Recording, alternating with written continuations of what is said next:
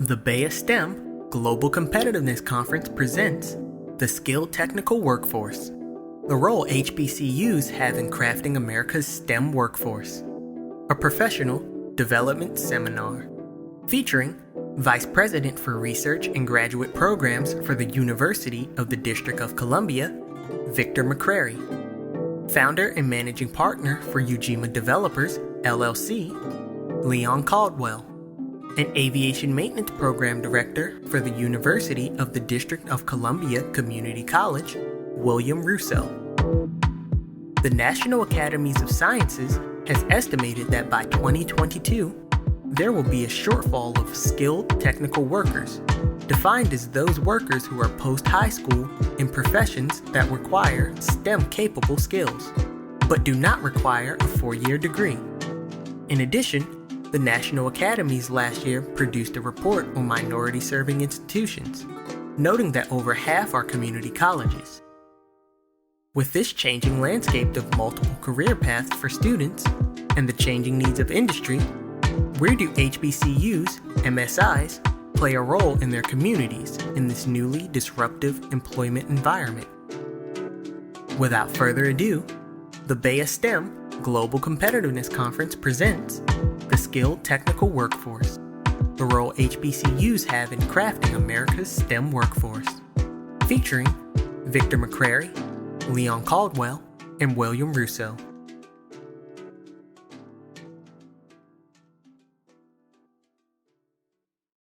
Good afternoon, everyone.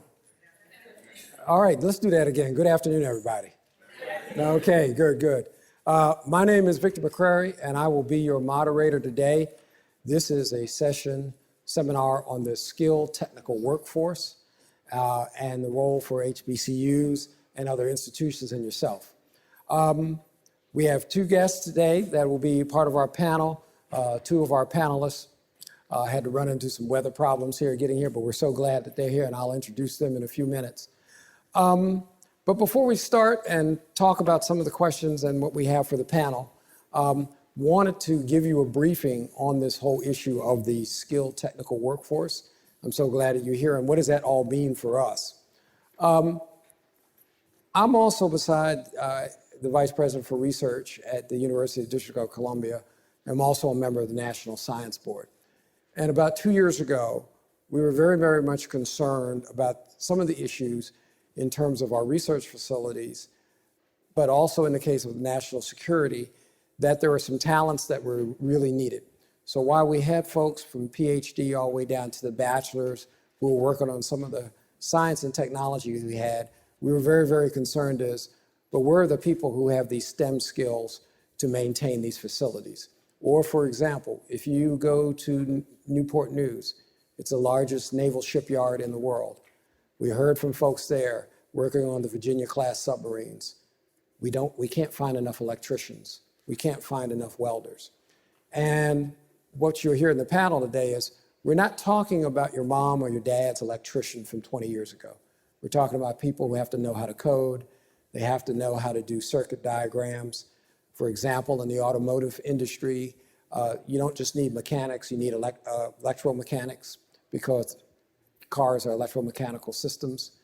And so what we're hearing from the industry, what we're hearing from government, particularly the defense sector, is where are these people? And in fact, there was a report that I'll talk about that just came out that said by 2022, we're going to have a shortage of 4 million people. But they don't require a bachelor's degree, and there's a lot of opportunity.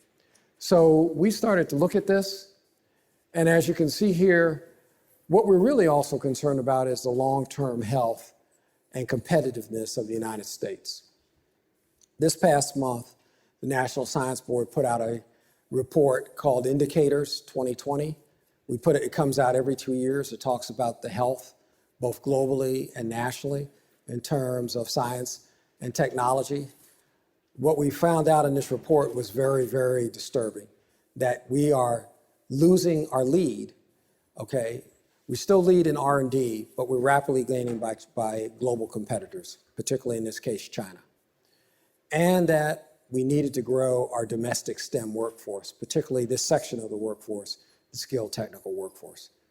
So in that, we said, how do we find out a little bit more about what's going on? We met with a large number of stakeholders, from senior members of the Department of Labor, the Department of Education, the American School Counselor Association. We went to a couple of sites. So we went to Detroit, to the auto manufacturers. We went to Louisiana, to the oil and gas industry. We went to South Carolina, where the aerospace manufacturing, and talked to a large number of stakeholders, from high school students, college students, industry CEOs, government officials. What is the concern about the workforce? Well, let's take a look at it. First of all, the salaries in the skilled technical workforce are not that bad compared to those who are non-STEM. So for example, if you can go out and with 8 years, you can get a master's electrician's job, and Mr. Brown, who could not be here at the last minute, would tell you can make $100,000. Actually, that's quite better than 8 years' time for folks, for some folks who get a bachelor's degree. And by the way, you have no debt. So these workers, as you can see, a lot of them are in the construction and gas industry, particularly a lot of healthcare. So for example, how many people have had an MRI or some sort of digital? Most of those are done by technicians who have only a 2-year degree. They're very smart. They do the interpretation.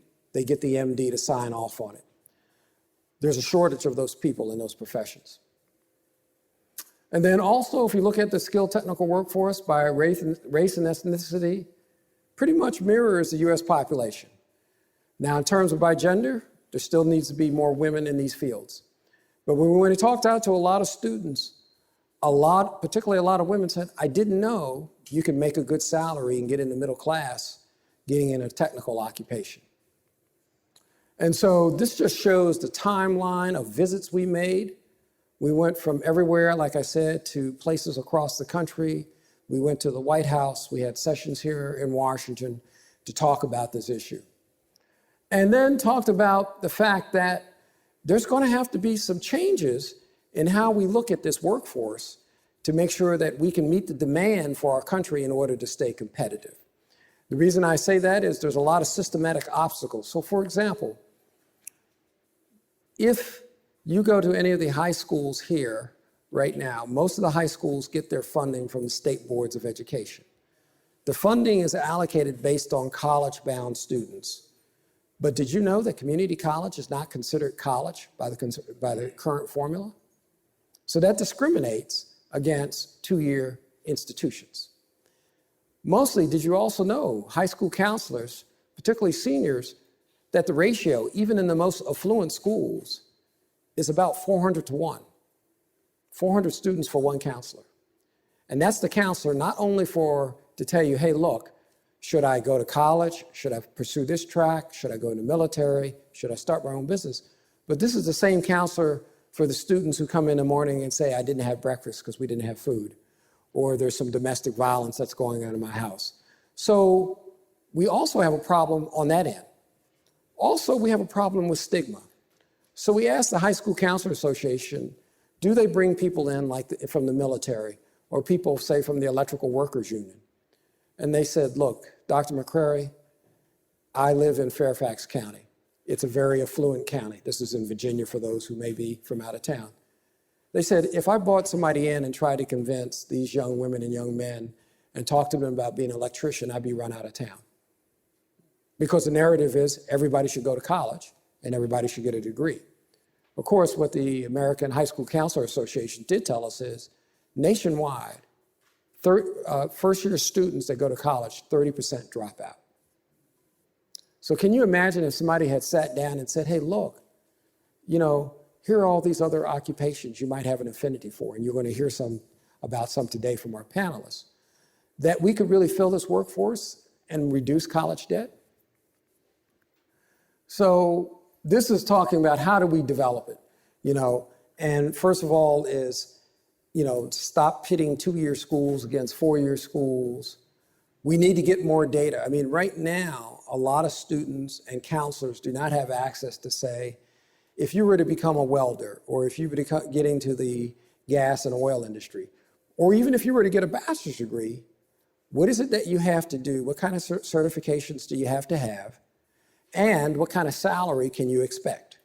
I mean, wouldn't that be helpful for some of you? I know it would have been helpful for me when I got out of high school in terms of choosing the right career. And so a lot of these things are still missing. And that's why we had a couple of recommendations, the National Science Board. By the way, the National Science Board, of which I'm a member, oversees the National Science Foundation. We're appointed by the president. And we help put the roadmap together and the vision for research for the United States. One of the recommendations we had is we got to change the message. They used to, when I came up, called it vocational education. But for some reason, that got a bad stigma because it was always thought that people went in VOTEC were people who couldn't go to college, which is far from the truth, which is why they call it career technical education, or CTE. But still, there is that stigma. I mean, think of some of you all who may be parents or are parents. If your daughter or son came up and said, I want to be an electrician, ask yourself, look in the mirror, how would you feel about that? Or they said, I wanted to go be a welder, even though welders start out at about $85,000 a year. All right? The next thing is we need to focus on the data. I talked a little bit about that. We don't have enough data to inform students. We don't have enough data to inform vets who get out of the military, what kind of courses you should take, and where would that lead in terms of salary. We don't have enough data on expectations. I mean, I have a PhD. I still have to stay on top of my field. It may not be chemistry. It may be other things in terms of management. But you know what? We don't really have clear paths to talk about lifelong learning. And this is just to talk about it in terms of associate degrees awarded and how much money people are making. As you can see, these are just AA degrees. Computer sciences, that number is that's just an average, right? Today we have somebody here from Amazon who's attending the conference. They said, Dr. McCrary, if they have enough certifications, we don't even care if they have a 2-year degree, they can start at $110,000 a year, okay? And in fact, it's the IT area that's distorting these curves because all of us kind of grew up that said, if you and I both got out of high school and you didn't go to college and I did, that over time, the salaries would diverge for life. We're now seeing that divergence become less and less, particularly in a lot of the IT industry. The National Security Agency, 40% of their workforce does not have a college degree, but these are some of the best hackers on the planet. And they had to modify their hiring procedures, which goes talk about federal investments and changes in procedures, other recommendations. When we went to a lot of places, particularly in Louisiana, we had some CEOs there who were saying, look, as long as this person has got the talent, I'm willing to hire. We had a student say, well, I did apply for your company and they did hire me, but then they called me the next day and rescinded the offer because I didn't have a degree, because HR had some outdated thing that said you had to have a college degree, even though this person had the demonstrated skills. And I looked at the CEO and I said, when did HR make a business decision for any sort of company?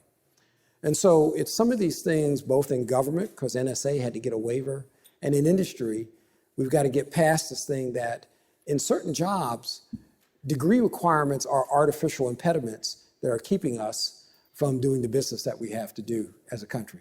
And then the other thing is build partnerships. 2-year colleges, 4-year colleges, working with the unions, working with, for example, some of the businesses in the community to say, and working with school systems, that this workforce is out there and capable.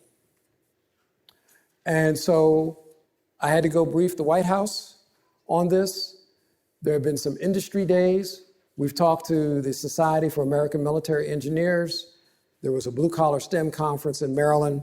I guess this is all to say that right now there's legislation that's coming out of the White House that's going to fund large numbers of apprenticeships. Apprenticeship education is now back in. There's going to be messaging. There was a National Council for the American Worker that was set up last summer by the White House, talking about getting folks in these jobs and also kind of doing the messaging, celebrating. There's nothing wrong wearing a hard hat. Mr. Brown, who could not be here because of a death in the family, would tell you right now, if you're an electrician, you're using thermal imaging equipment to look at panels to see, for example, if breakers are going to fail. And I said, so you're actually doing spectroscopy? He said, yeah. I said, well, that's what I got a PhD in. He says, well, we're not hiring PhDs, okay? We want to hire people who just understand it enough and know how to use the equipment. And so today's panelists, two of them who could not be here, unfortunately, Francis Skip Brown, who I can talk to some of the things he would say, who's with Skip's electrical service. He also works for the architect of the Capitol. And he will tell you right now, across the country, there's a shortage of 100,000 electricians. And again, remember, this is not your image of the electrician from yesteryear who you saw in someone's attic pulling Romex or BX cable. This person has to know how to code. So you've seen some of these security systems, some of them are wireless, like the Ring systems. And of course, he says he gets a lot of business because Ring tells people you can do it yourself, but as soon as a person puts it up there and it can't work, they have to call the electrician. But that person has to know how to code. They have to know how to do circuit design. We have Leon Caldwell, who's the founding and manager partner of Ujima Development, LLC, and he's going to tell you a little bit about what he's doing in this sector. We have William Rousseau, who's the director of aviation maintenance program at the University of District of Columbia. And I'm not going to steal too much of his thunder, but let me tell you what he does. So UDC has a hangar at National Airport, and they teach aviation maintenance. And he can take any young woman or young man out of here, particularly out of high school, who doesn't know the difference between a regular head screwdriver and a Phillips head screwdriver, okay? And within 2 years, they can get a certificate, FAA certificate, and they can walk across a runway to Southwest and start at $70,000 a year. All right? Now, one thing I want to emphasize is it's about career management. Now, imagine that person after 3 or 4 years, and Southwest looks at them and says, Bill, you're doing a damn good job. I want you to go back and get your bachelor's degree in aerospace engineering. And Bill says, yeah, but guess what? Southwest pays for it. All right? So Bill doesn't have any debt. And then after a couple years, Bill may get a call from Lufthansa and says, hey, you're really good at that. We want to put you in the front office. We'll send you back for a couple of courses or maybe a degree in program project management, or cost estimation. I don't want you underneath the aircraft anymore. Get the grease off your face and hands. I need you up here. Because you want that person who has firsthand knowledge. Eventually, over time, you want them to help you run your business. And guess what? Guess who pays for that? Lufthansa, not Bill. And so if you think about it, in comparison to, say, maybe the German system people have known where people start out of high school, either you go apprentice track or you go college, and you stay there for the rest of your life. What's so nice about America is we have all these on and off ramps. You could start out doing technical work, okay? And then you can move on. I mean, when I had to go through college, I had to do piping, I had to do plumbing and electrical stuff, and it helped me go on. I'll leave one final thing, and now I'll turn it over to our panelists. Let me tell you why else we're very concerned about this. We're very concerned about the innovation quotient of the United States because everything is created twice. You think of this bottle in your mind, and then you go out and bang metal and you make it. But if everything is now computer simulation, well, who does the real making?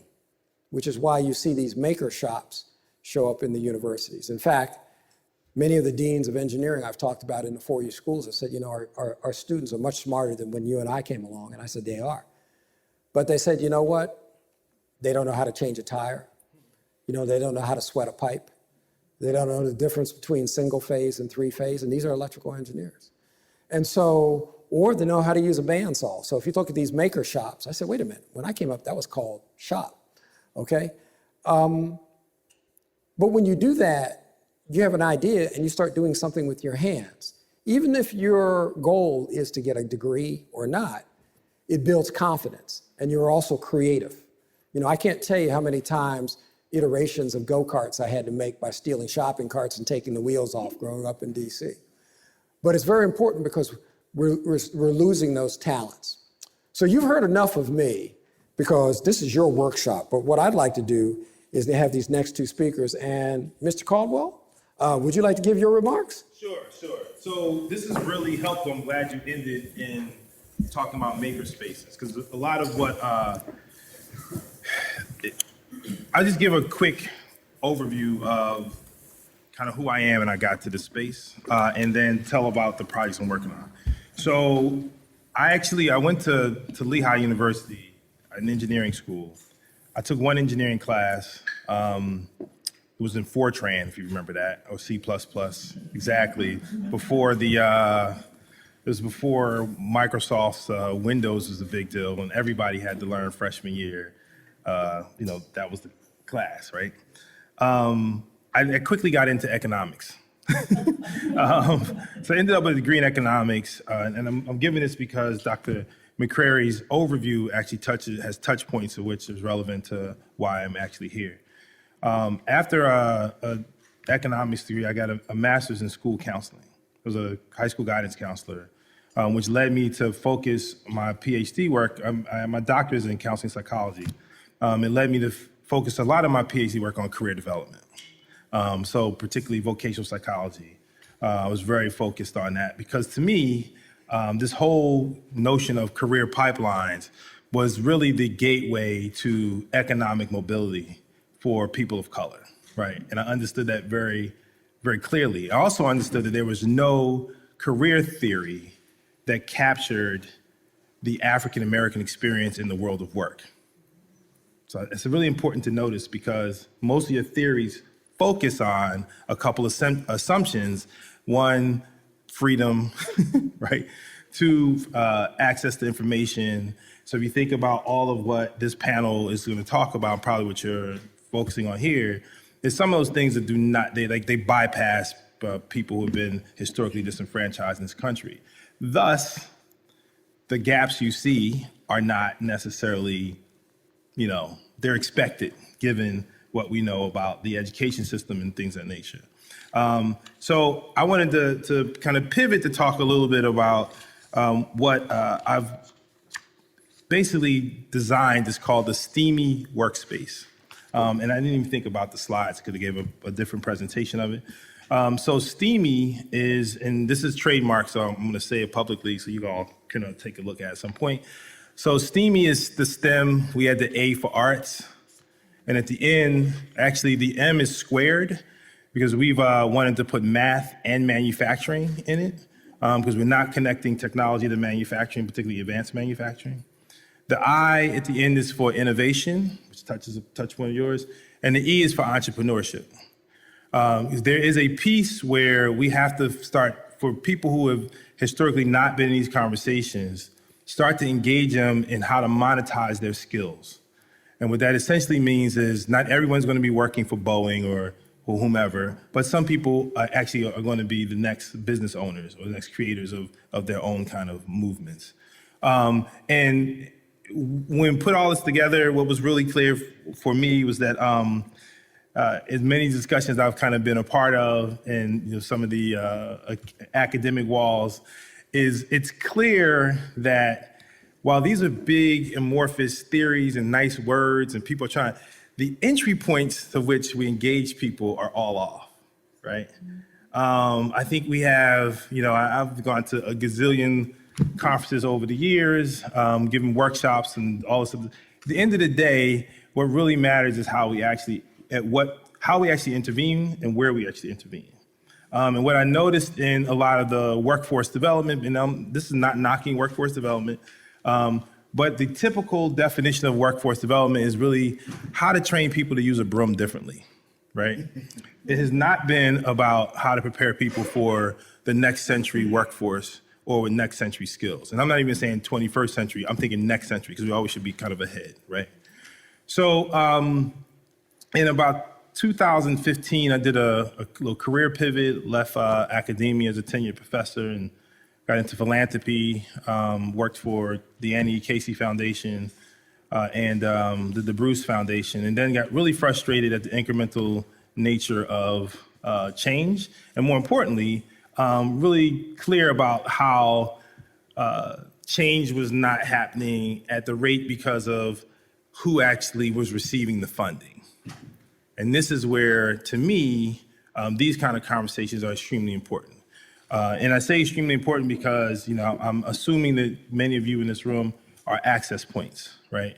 And those access points oftentimes are become so narrow, right? You think about your own career progression or trajectory or journey, right? It was like that one thing that got you to where you are. And we all had that discussion of that one conversation, that one person, right?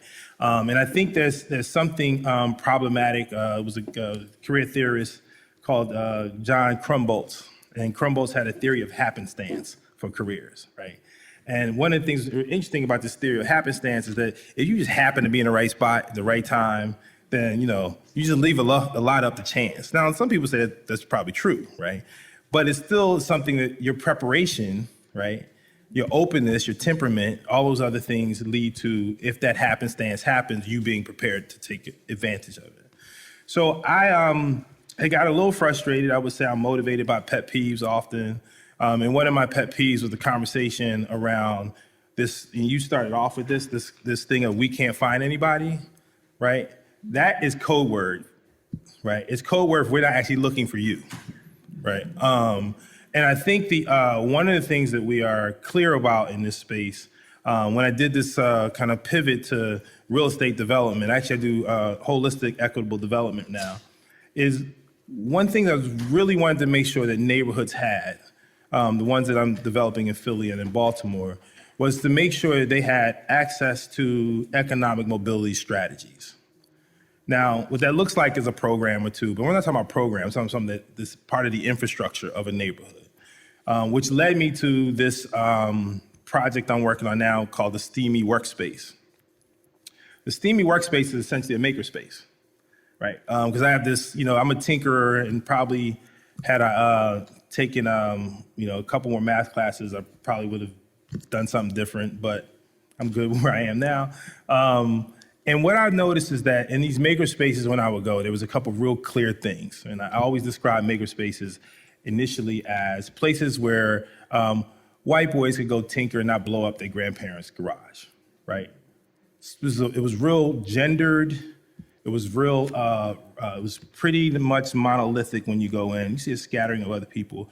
But man, when you actually start playing around and look at the tools and, the CNC routers and the 3D printers, and if you're like the exposure to some of this stuff, right? And I'm getting all excited about it, right? And I go back and ask some of my friends who are very similar to me, similarly positioned, you guys ever seen a makerspace before? And they were like, what are you talking about? Nobody knew what this was. And then I go back to the neighborhood. I'm from West Philly. I go back to my neighborhood and I'd ask some of my cousins, y'all ever hear of a makerspace? Y'all know what this is? And nobody ever knew what I was talking about. And I'm seeing that this makerspace, this place, right, is actually an on-ramp to technology careers. It is an on-ramp to these jobs for the future. It's an on-ramp to economic mobility, but none of us knew about it. So here you have this asset, which in many cities are, as Dr. McCrary mentioned, are at universities, which have their own kind of barriers and loadings, right? Or they're at whether it's 4-year, 2-year colleges that attach to education. For some, if you've been pushed out of school from K through 11th or 12th grade, going to community college or any other college is not really, you got PTSD symptoms, right? Of actually going on to any educational institution. And that doesn't mean that you said you're not any smarter or don't have the capacity. It just means you haven't had an experience in education settings that don't make that something that makes you feel good about yourself, right? So I thought about it. I was like, well, if I'm looking at this as an on-ramp and I see access here, I see opportunity for people to not only learn to create and tinker and use your hands and as entry-level skills to, one of my friends, Carla Trotman, they run Electrosoft, which is an electronics firm. And I go up to her place outside of Philly and I'm watching them put motherboards together, right? And it's soldering. It's a safe job, right? It's warm, right? It's not outside. It's something that people can do if you knew what an electronics bench was, right? But if you can't see it, you can't be it. And in many cases, what I notice is that the location of these maker spaces, their entry points, right, were not places where this talent was, right? And the problem with that is that This is what allows people to say, we can't find anybody, which is code word for what? We ain't looking for you. So the point is, how do you democratize access to these on-ramps? How do you put it in a community that in many cases, some of these are transitioning, some of them aren't, right? But we're looking to I bought a 12,000 square foot warehouse near the Philadelphia Zoo that's been vacant for 15 years. We're sourcing capital together now to convert this, which is like in the hood, to convert this building into a 17,000 square foot makerspace. We're gonna pop up the roof and do some classroom stuff and things of that nature, right? But more importantly than the building is the location. The location is in neighborhood. So now I can walk, I can take public transportation. I can just get off the 15 trolley, walk a half block, and I'm right there, right? I can take the 40 bus, which goes right past Penn and Drexel, and come right to this space where I now can get skilled up in an environment that does not expect me to look anything different than I am. So that imposter syndrome, right, is mitigated. I think part of what the, even in your introductory comments, right, is part of what I'm hoping that we can demonstrate, as a real estate developer, is that in order to, address this issue of not only income inequality, displacement through gentrification, things of that nature, is we have to be more strategic about what assets and opportunities are in place, right? And so if workforce development is going to be serious about income mobility or income inequality or mitigating it, it has to be towards jobs that are going to be pointed towards the future. There's a bunch of studies out that talk about the role of automation is going to have in the Black community, right, with careers going. I mean, we see this, I always use the example of my little grocery store down the street. At one point, there was, at least 6 or 7 of my teenage neighbors' kids down at the Weiss Market, right? Now there's only like 4. But there's like 10 more self-service kiosks to go out. Those jobs are gone for those teenagers, right? So what else are they gonna do? And I think about these other points of reference where we know that some of the careers that we're preparing young people for today, and I'm not just talking about young people, by the way, because this Steamy workspaces can upskill people as well.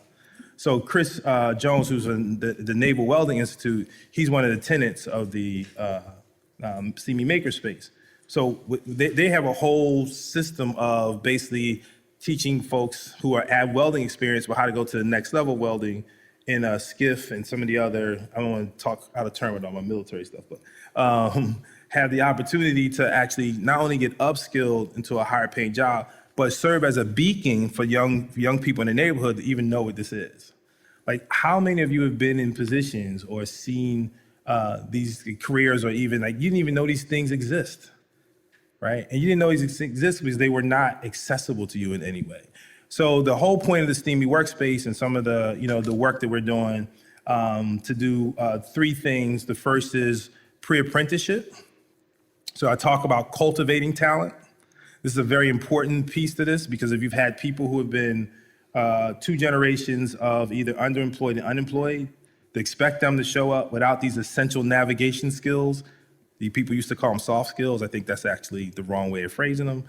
We talk about these essential navigation skills that will allow someone or teach one. I mean, and I don't say this in a pejorative way. That's something you do have to learn, right?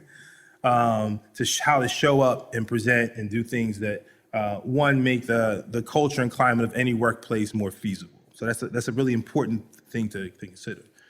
2 is in the upskilling, right? People have to see a talent that they have or a skill or interest, and how do they have something that is transferable, right?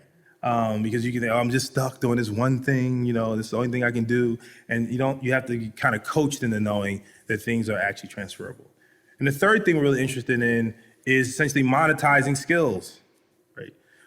We have this plan where because the Philadelphia Zoo is like literally right behind our building, we have a agreement with the zoo that and I told one of the state senators this, we're gonna create 20 new businesses, small businesses in this neighborhood, in this block.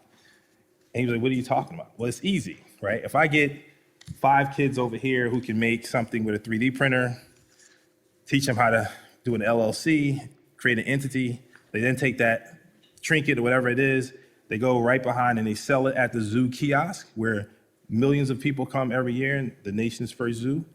They now have they see making becoming money. Think about what that does to somebody to produce in your own neighborhood, to like create something with your own hands, using technology, like things you didn't even know exist. When I say 3D printer, you know, somebody wants to go get the little VR thing on. I'm like, that's what I'm talking about. Like, it's a whole different technology, right? You're listening to The Skilled Technical Workforce, the role HBCUs have in crafting America's STEM workforce, a professional development seminar featuring Victor McCrary, Leon Caldwell, and William Rousseau. Brought to you by the Global Catalyst for Change, the BEYA STEM Global Competitiveness Conference, where we make the untapped potential possible. Be sure to check out our social media pages on Facebook, Twitter, Instagram, and YouTube.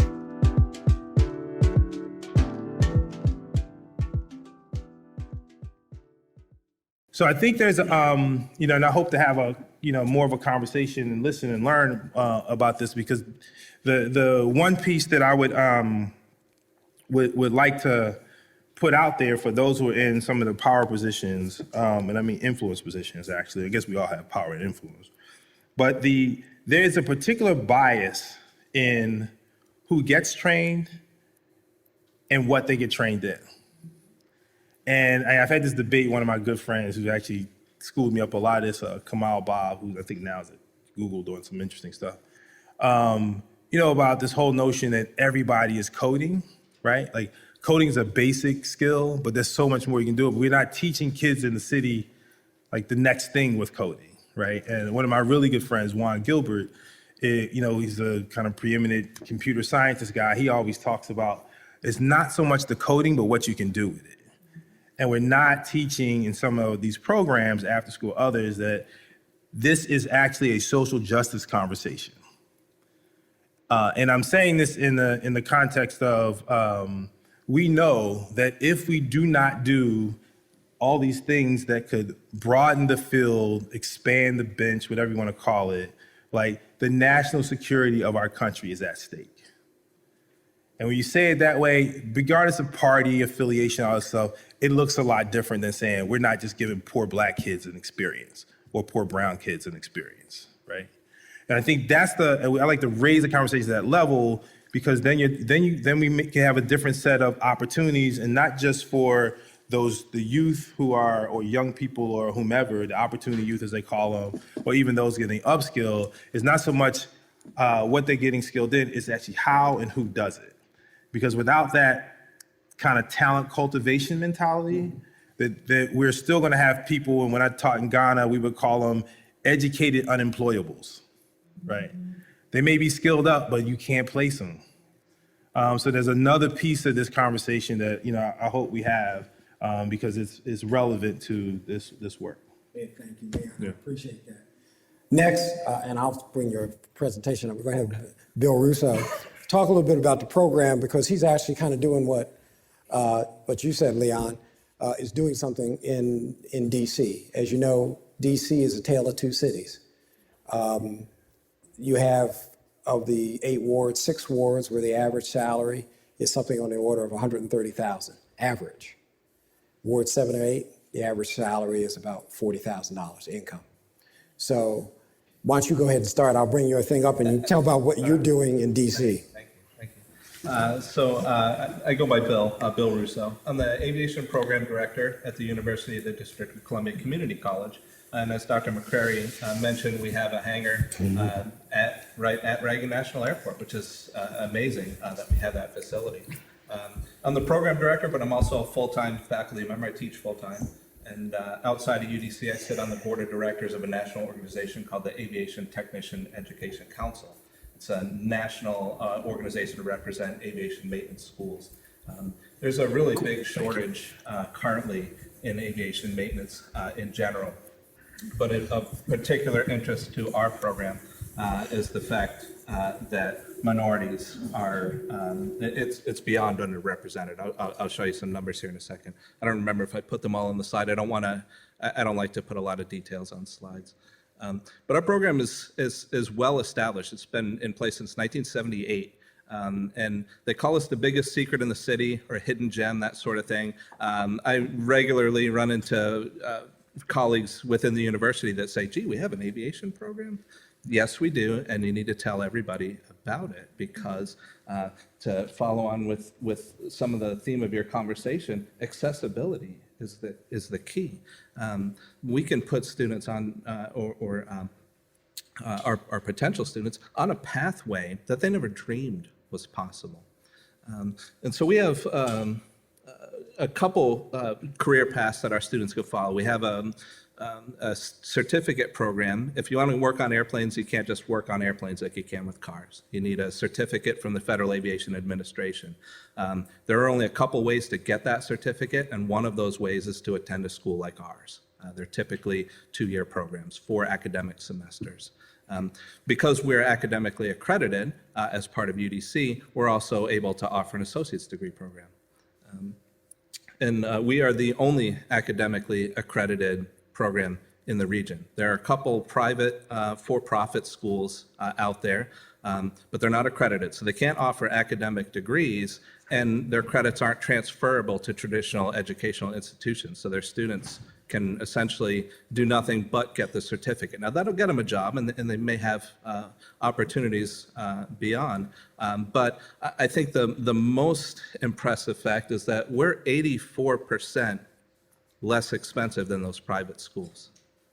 And so not only are we academically accredited and can offer an academic degree, but 84% less expensive. Many of our students are able to work full-time in addition to going to school and pay their way through and leave our program with absolutely no debt whatsoever. And as Dr. McCrary pointed out, walk into a job where their first day on the job, their own personal salary may exceed the salary of the entire household. That's life-changing for the whole family. And it's amazing to be a part of that. I have to tell you, I get to change lives at the end of every single semester, and it's addictive. I can't get enough of it. Our students, we currently have 45 enrolled. It's not enough. We're looking to increase that. When I took over the program 4 years ago, we only had 11 students. And apparently that was up from previous years. The program was in a pretty hard down cycle. And so the university hired me to reinvigorate and turn this program around and see what we could do with it. And so we've quadrupled enrollment, and we're continuing to climb. Our biggest demographic is from here in the district, which is exactly what we're hoping for. But geographically, we also serve Southern Maryland and Northern Virginia, so about half of our students come from there. But you see 40 male students and 5 female. We are well above the national average at that. That's 11% of our student, but nationally, 2.3% of certificated aviation maintenance technicians are women, almost none. Only about 9% of certificated aviation maintenance technicians are not Caucasian. That's appalling. Now, our program is unique because of where we are located geographically and because we are an HBCU. When I go to national conferences and I meet my colleagues from schools across the country, they ask me, gee, do you have any minority students in your program? And I say, yes. I have 5 white kids and 2 white instructors.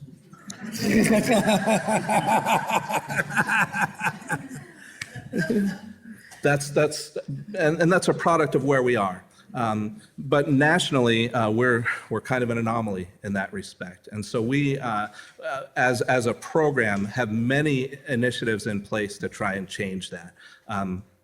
We don't really have to do anything to get minorities into our program. That's sort of the demographic that comes in our door naturally. But we are working very hard, particularly to increase our population of women in the program. Our program is a member of 2 national organizations, Women in Aviation International and the Association for Women in Aviation Maintenance. And we work with these national organizations to help spread the word that our program is very supportive and safe for women to come into, and that women can come into it. We work with DC Public Schools to spread awareness. So many people don't even know that we're there, but we bring in groups of high school kids. Most people have never heard of aviation maintenance, and that's kind of one of our biggest problems. How many of you have actually met an aircraft mechanic before?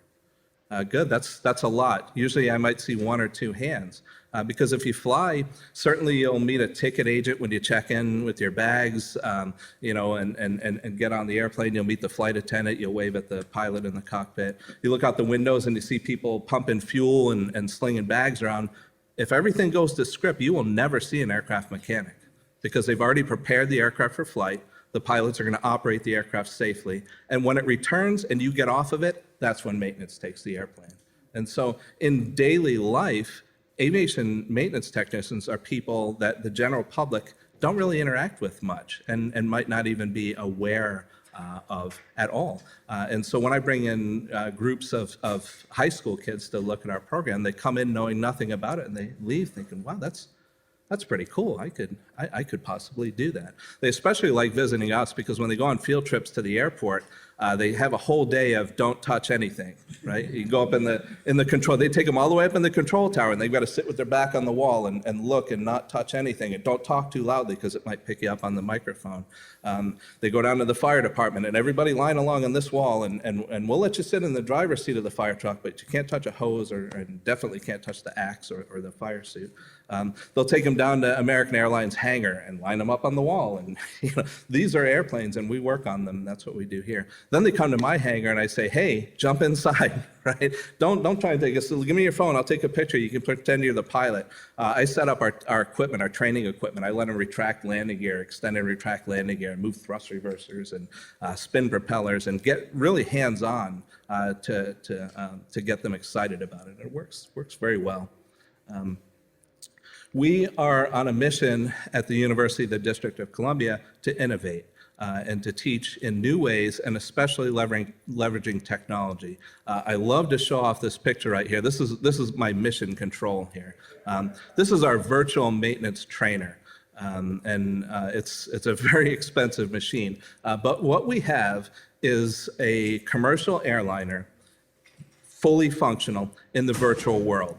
There are two screens there. On the left is the cockpit, on the right is the airplane. I can move around that airplane in 3D space, and I can go anywhere in that airplane. We can go in the cockpit, we can go in the cabin, we can go in the wheel wells, we can go in the avionics and equipment compartments in the bottom, we can go in the tail of the airplane. Anywhere a maintenance technician would need to go in order to perform maintenance, we can go in the virtual world. And here's the important thing. It's fully functional. This was developed by L3 Harris at very high cost, but it's used to train pilots primarily. This is only the second of its kind in the entire country installed in a school. So I had the privilege of growing up middle class, and I had a lot of educational opportunity that I squandered and did not take advantage of, and I learned a lot of things the hard way. But eventually, when I did go back to school, I was fortunate enough to go to Embry-Riddle Aeronautical University, which has the reputation of being one of the best aviation schools in the country. You can go there, and it'll cost you tens of thousands of dollars per semester. They don't have this kind of technology there. What we were able to do with this is to teach aviation maintenance in a way that's directly relevant to the on-the-job skills that our students will need from day one on the job. And most schools aren't doing that. And you think, well, what are they doing in those schools? Well, they teach them how to use their hands and how to remove and replace parts. But they don't have access to a commercial airliner, so they can't teach them how to integrate and work with the hundreds of computers that live underneath of the skin of the airplane and control things like that glass cockpit there. And so in days past, aviation maintenance programs used to recruit heavily from automotive departments and people that had an automotive background and play with cars and motorcycles. Nowadays, many of my students have never held a tool in their hand until they walk into our program. And we have to have a conversation with them, like, this is a screwdriver, right? But Not just any screwdriver. It's got a flat blade on it. We call that a common screwdriver. This also is a screwdriver, but it has a cross tip. We call that a Phillips screwdriver, and they come in different sizes. We have to teach them that. That's ancillary to what the real skills are in a modern aviation maintenance technician. And those are intellectual skills. Those are thought processes. Those are troubleshooting skills. Because anybody can remove and replace a part. It's a credit to the engineers that design these aircraft that they are actually very easy to work on. If I know a certain part needs to be changed, it will not be very difficult for me to change that part. Engineers make it easy because time is money. And if the airplane is parked while I'm changing a part, the airline's losing money. So the quicker I can change it, the faster it gets in the air. The hands-on portion is easy now. The hard part is sitting in that pilot seat, interacting with the computers on the aircraft and troubleshooting that problem, that discrepancy, so I know which part to replace. And our students are able to do that. We have student stations where they have this in front of them, and they sit side by side as a team, and one student interacts with the aircraft, and the other student interacts with the actual maintenance manuals. We have real maintenance manuals from Southwest Airlines, Iceland Air, and a couple other companies. They're using the actual manuals that technicians working in the industry right now are using. And they do that in our school setting. And we're able to give them education far beyond what other schools are able to do at a cost far below what anybody would actually believe. How much do you think it would cost to get through our entire 2-year program? Just anyone want to throw out a ballpark guess? 24 what? Try $8,000. Our competitors in Northern Virginia are $50,000. $8,000 for a district resident. It's a little higher if you live in Virginia or Maryland. But you want to talk about accessibility, that's affordable. It's affordable, and again, we're academically accredited, and so we can put them on a path if they choose later in their career to follow on with further education. But this will get them in the job that'll put them squarely in the middle class immediately. One last thing I wanted to touch on. I mentioned I'm on the Aviation Technician Education Council Board. One of the things we do is analyze the supply of technicians into the industry. There are plenty of reports out there. Boeing and other aerospace manufacturers put out their reports on their projected employment needs. What are their current needs and what are their projected future needs? Nobody really looks at the supply. So what we do is we poll about 120 schools a year and collect the data from the schools and look at how schools are supplying them. And we need help, is what it comes down to. Right now, technicians are retiring at a rate of about 5% per year, but they're only being replaced at a rate of about 2% a year through schools. And that's because 1 in every 2 seats in aviation maintenance schools are empty. And so we need to get more people into these schools. The average age of an aviation maintenance technician currently today is 57 years of age. That means they're between 5 and 8 years of retirement age. It takes 2 years to go through the program, about 3 years on the job before somebody could be competent and capable and expected to work on their own without assistance. That means if we don't have students in school right now to get them through the program and in the industry to work side by side with these technicians who are very close to retirement, then when those people retire and take that collective knowledge with them out the door, the entire industry will suffer as a result. The collective knowledge and skill of the industry will decline. And so it couldn't be more important that right now we get students in these programs and through these programs. Some of the biggest obstacles, hiring and maintaining qualified instructors.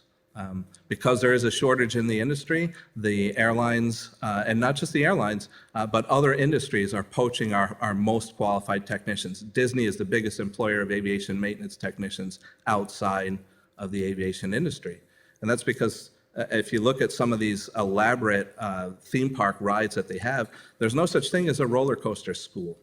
But if you're looking for a mechanic who's trained in how to deal with complex hydraulic and pneumatic and electrical systems and digital sensing systems and feedback systems and so forth, you'll find that in an aviation maintenance technician. Not just find those skills, but find a person who's been trained to a known certification standard, and that's the key. You can hire an auto mechanic, but their certification standards are kind of all over the place. The ASE standards are by and large up to the ASE certifier, whereas aviation maintenance standards are set by the Federal Aviation Administration. Negative perception, I think you brought that up a little bit, Dr. McCrary. Negative perception and a lack of career awareness. People don't know we're there, or they're afraid of the stigma of entering a 2-year program and a 2-year trade program at that. It kind of upsets me a little bit because calling it a technical or trade program really doesn't do it justice. When I go to STEM conferences, people say, "Well, I'm in this career field.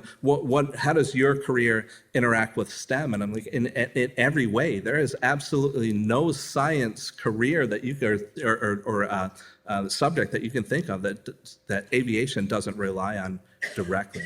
And so within ATEC, we believe one of the best things that we can do is start a national campaign to spread awareness. And I've got the Choose Aerospace logo up there. Within ATEC, we started a 501c3 nonprofit.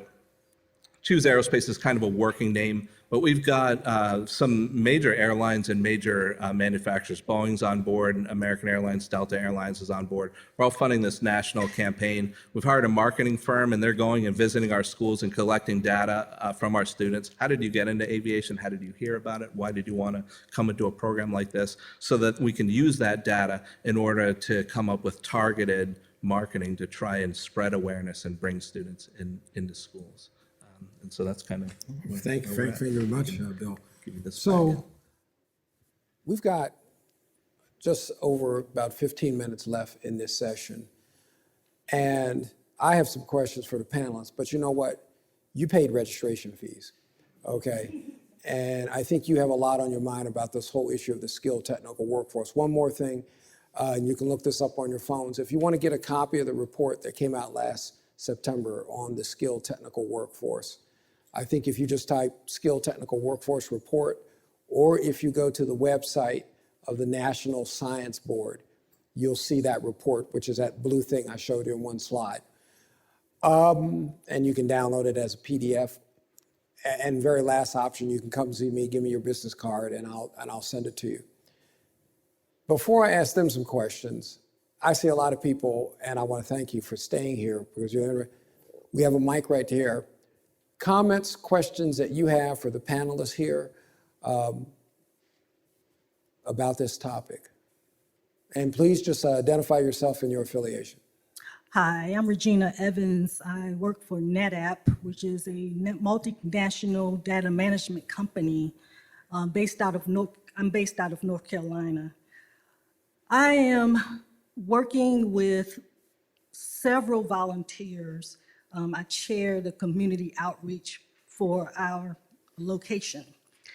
And one of the things that we do is we go into the elementary schools and expose the kids to STEM opportunities that are available to them, whether it be coding, or any other type of STEM career. And one of the things that's happened since we started this program maybe 3 years ago is there is a high demand. And as I listened to Leon Caldwell and also with Dr. McCrary, as well as you, Bill, we need to reach the kids earlier than high school and college. And I'm fortunate that I'm able to see, I've actually worked with high school as well as college, in addition to the elementary schools. But one of the things I have right now going on is I have teachers that saying, hey, we want to teach our kids coding or whatever, and we need the training. So my question to you is, in your sphere of influence, what is happening to help get the teachers trained to be able to prepare our kids for these technical jobs that we're talking about today, as well as what are you, in your sphere of influence, what are we doing to reach the kids earlier? Leon, you want to tackle that? So having taught in at least 3 colleges of education different universities, I can tell you that from what I'm seeing, that this is not on the radar of teacher preparation and training, which is tragic. What I'm also seeing is that the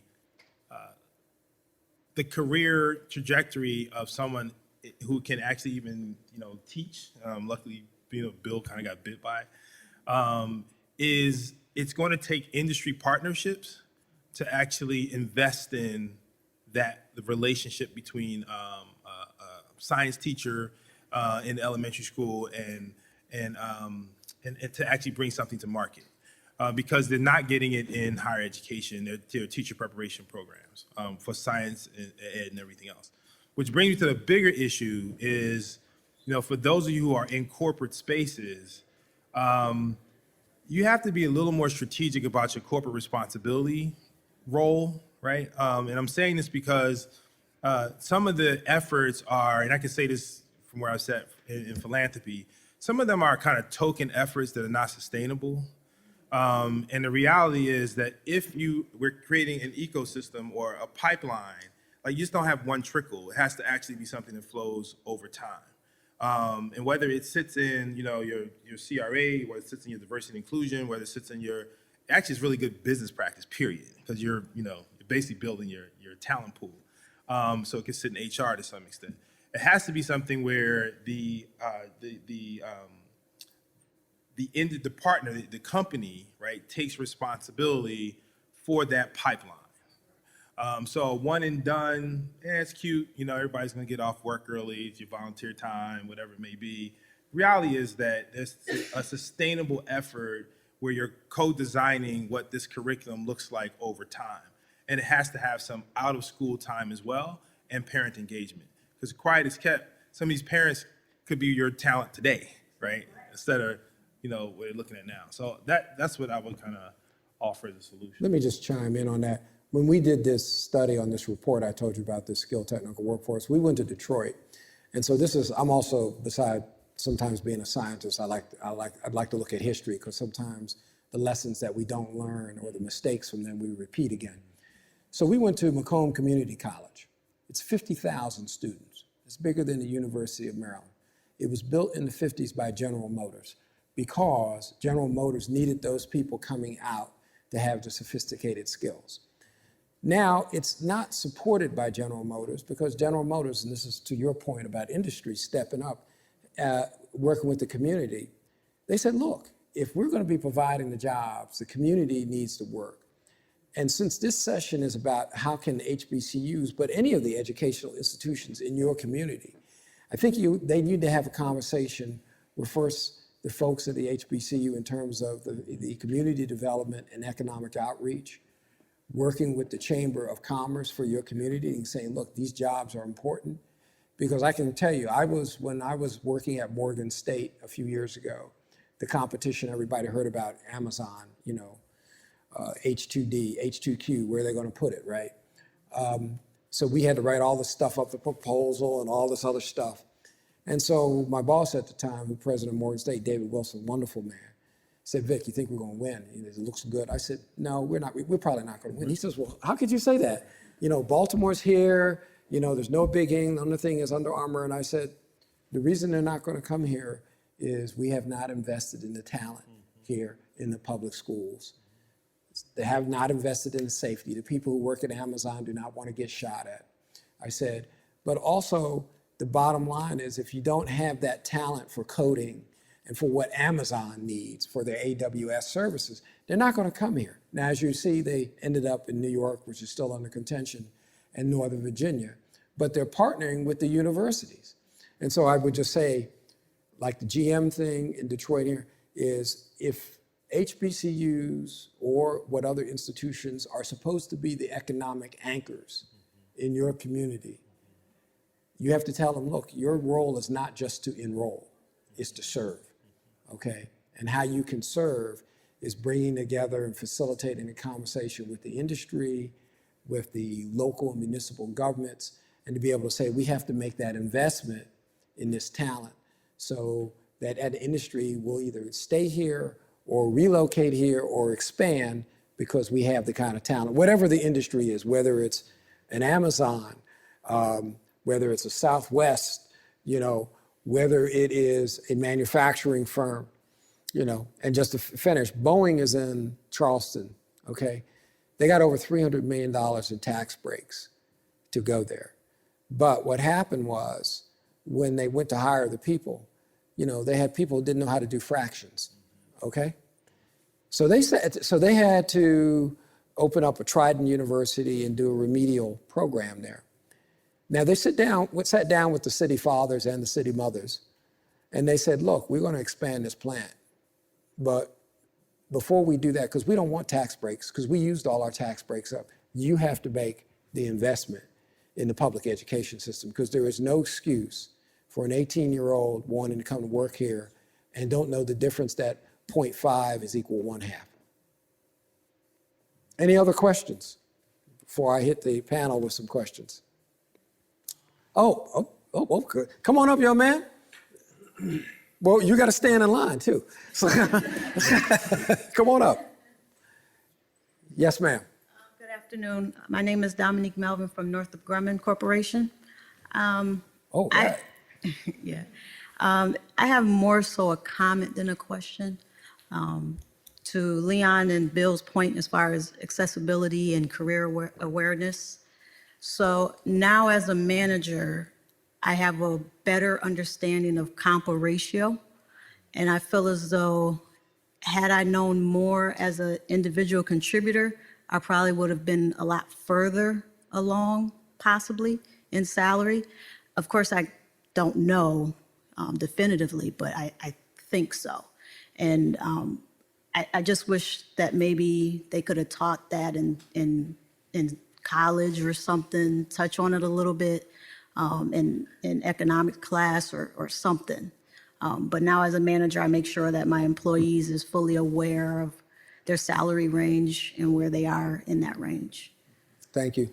If I could make a Go comment. ahead, please. At UDC, we couldn't agree with you more.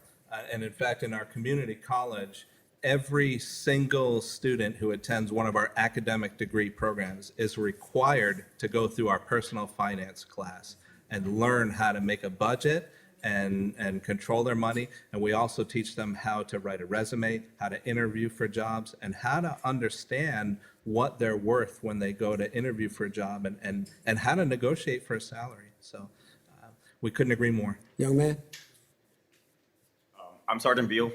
My little group of friends here, we're in the United States Marine Corps, and my question is mainly for Mr. Russo. When we're about 6 months from transitioning outside of the Marine Corps, there are different skill bridge opportunities for us to help ease that transition from active duty military into a civilian career.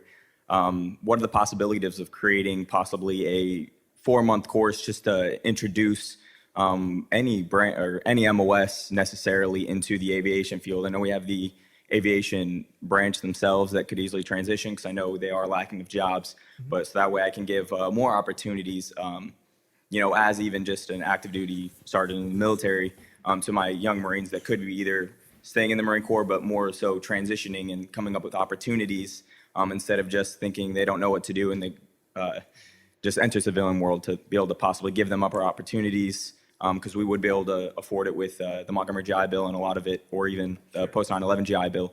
But just 6 months out from our transition, if we attended even a four-month course on these transitions, that way it can increase the numbers in your students. And also, once we actually transition and we enter the civilian world, continue the rest of the 2-year for the program and get into the aviation field. And this is not necessarily just for the Marine Corps, but it could be potential for other branches to help ease the transition from active duty to civilian. Yeah, that's a fantastic idea. You're talking about incorporating into the transition assistance program and starting it. Yeah, that's great. We already do work with military. That's how I got my mechanic certificate. I mentioned aviation maintenance schools are one of the only paths into it. Another path is military training, and the military aviation technicians, though they're not always qualified based on their military training, there are two certifications, one for the airframe and the other for the engines. They might qualify for one or the other, and so we'll help them get the one they're qualified for, and then we'll enroll them in classes so they can get the other. But we hadn't thought about or looked at incorporating our training early in the transition assistance program, and I'll certainly reach out. We've got Andrews, Pax River's not too far either, plenty of military. We've tried to work with the DC Guard. That's a little more in DC politics. Makes it a little challenging, but yeah, that's a fantastic idea. And if you want to talk about that, so I'm an Army brat. Don't hold that against me, but I work a lot with NAVC with the Navy.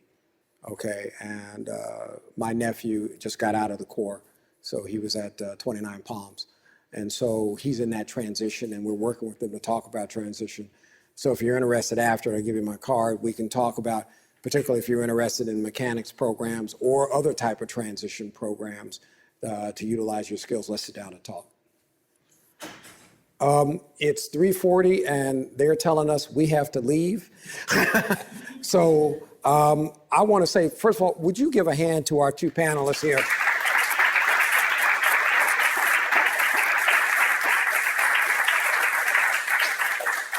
And because there are survey forms, because when we do new panels, this is the first time, we'd like you to rate this. I hope you rate it all a 5. But also because we got this room for another 5 or so minutes, our panelists are eager to talk to you. So please come and talk to them. A lot of information. And one thing I would just say, and this is talk to your kids. There are a lot of opportunities in these areas. And like I said, my son just got out of Coast Guard Academy, okay? He didn't want to go in the military, but he did because he looked at me and said, you know, Dad, my friends went to Maryland, they have a bachelor's degree in art, and they got $150,000 in debt. I'm walking around with no debt, and I got to give them 5 years of time. And guess what? My CO just told me if I do good in comms, I can go back and get some certifications for that, do another 2-3 more years. And so there are all these opportunities. And I'm a product of a 4-year school. I went on to graduate school. I'm not knocking 4-year schools. What I am saying is there are multiple paths, and there's a lot of paths depending on your situation. I don't think anybody in this room has Rockefeller in their last name here. So there's tons of opportunities. But you do have to go out and get them. As one of the things we said, the information is not readily accessible. So take some time after this, talk to people, talk to these folks. These two people here have extreme amount of knowledge. Thank you very much. Thank you for listening to The Skilled Technical Workforce, the role HBCUs have in crafting America's STEM workforce, a professional development seminar featuring Vice President for Research and Graduate Programs for the University of the District of Columbia, Victor McCrary, Founder and Managing Partner for Ujima Developers, LLC, Leon Caldwell, and Aviation Maintenance Program Director for the University of the District of Columbia Community College, William Rousseau. If you have enjoyed this presentation, be sure to attend the BEYA STEM Global Competitiveness Conference.